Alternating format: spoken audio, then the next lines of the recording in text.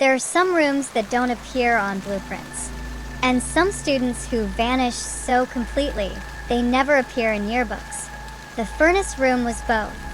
Alex Rivera stood just inside the threshold, one foot on cold tile, the other on gritty concrete, staring into the dark mechanical belly of Black Hollow. It wasn't like he expected. Not soot and cobwebs. No rusted boiler belching smoke. Instead, the air was warm, humming almost alive, like the room was breathing him in.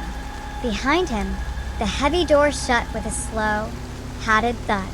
No click, no lock, just silence, deeper than anything he'd ever heard.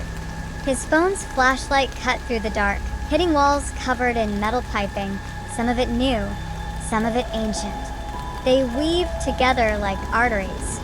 Half of them didn't seem to go anywhere. He stepped forward. The floor creaked beneath his sneakers, but the echo didn't bounce. Sound didn't carry here. It absorbed. He scanned the room carefully, sweeping his light across the floor, the shelves, the mechanical consoles. And then, nestled under a low-hanging pipe wrapped in heat tape, he found it.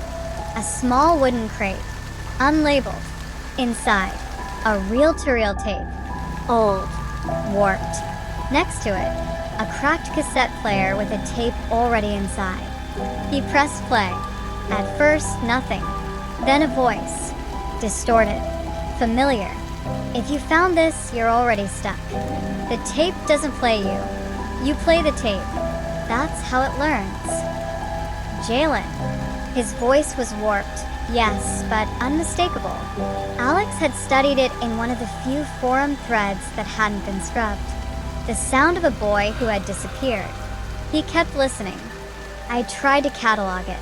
The loops. The resets. Every time you play it, it knows more.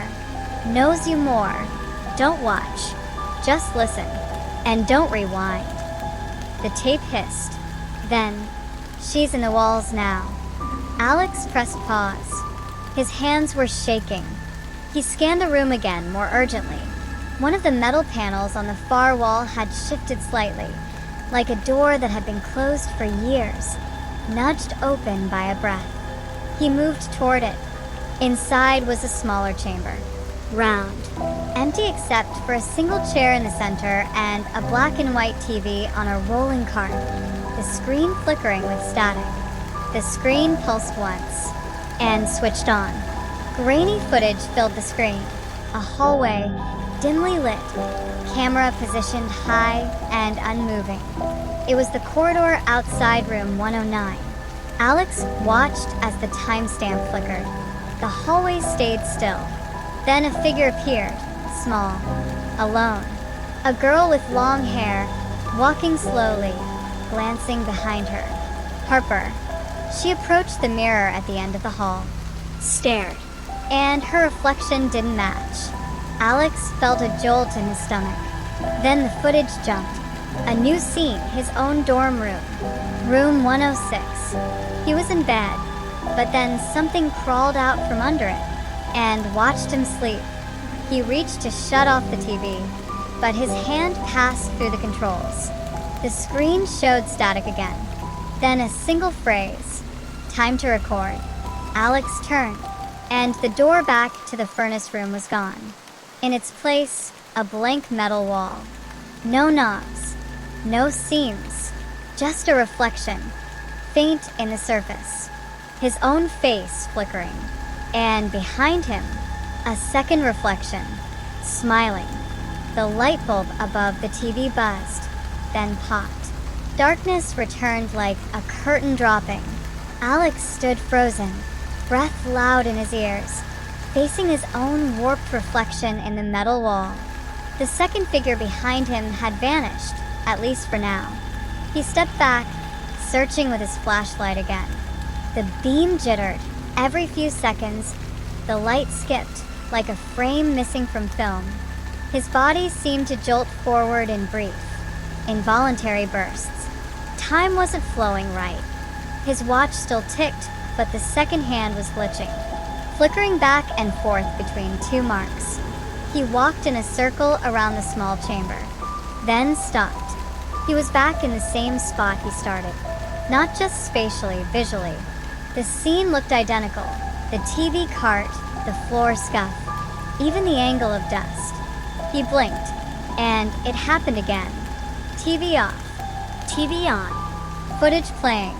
Same hallway, same Harper, same static, same phrase. Time to record. He checked the floor. Scratches matched exactly. He moved the chair slightly, waited. TV looped. Chair was back in its original place. He was inside a loop. Alex whispered aloud to test the room. Hello? Can you hear me? A beat. Then static buzzed from the TV. A delay. Then his own voice played back. Can you hear me? But not as he said it. Slightly distorted. Slightly wrong. He moved to the wall. Knocked once. The wall knocked back. But out of sync. Too slow. Then too fast. He backed into the corner, breath shallow. He tried opening his laptop. Dead. Recorder? Ejected the tape. The room was making him useless. No tools. No exits. Only repetition. He started talking just to hear something real. He asked it questions, nonsense. Whispered his own name over and over. Sometimes it echoed back. Sometimes something else did. He dreamed while awake. Or thought he did. He blinked and found himself watching himself from above. Then the scene skipped again. The TV was back on. Harper turned this time. But not just turned. She stepped out of frame. Then into the next one. Another screen lit up in the far corner of the room. She was in this room now. On the TV. She walked behind him on the screen. He spun. Nothing there. On the screen. She held up her sketchbook. A drawing of Alex sitting in this room. Behind him, a mirror. And something coming through it. The TV crackled. Trade confirmed.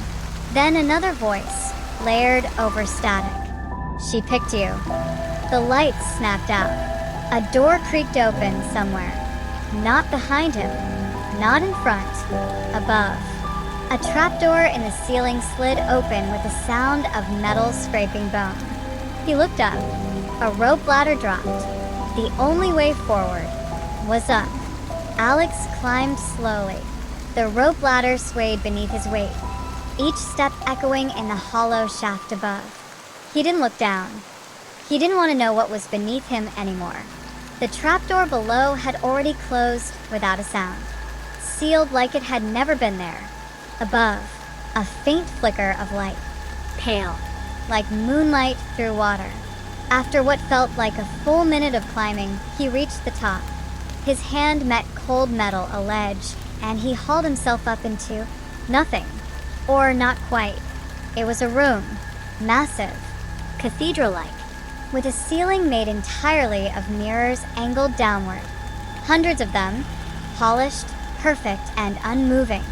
But they didn't reflect him. They reflected others. Rows of glass panels stretched along the walls, floor to ceiling, like museum displays. Inside each was a screen or a reflection. Some static, some looping videos, some simply empty. Others rippled like the surface of a lake, as if waiting for someone to look in. Alex stepped forward slowly. The first panel showed a girl standing in an attic, sketchbook in hand. Harper. She stared out through the glass, unmoving. Her lips parted slightly, like she'd been caught mid-sentence. A candle flickered beside her, the flame looping every 3 seconds. He stepped to the next.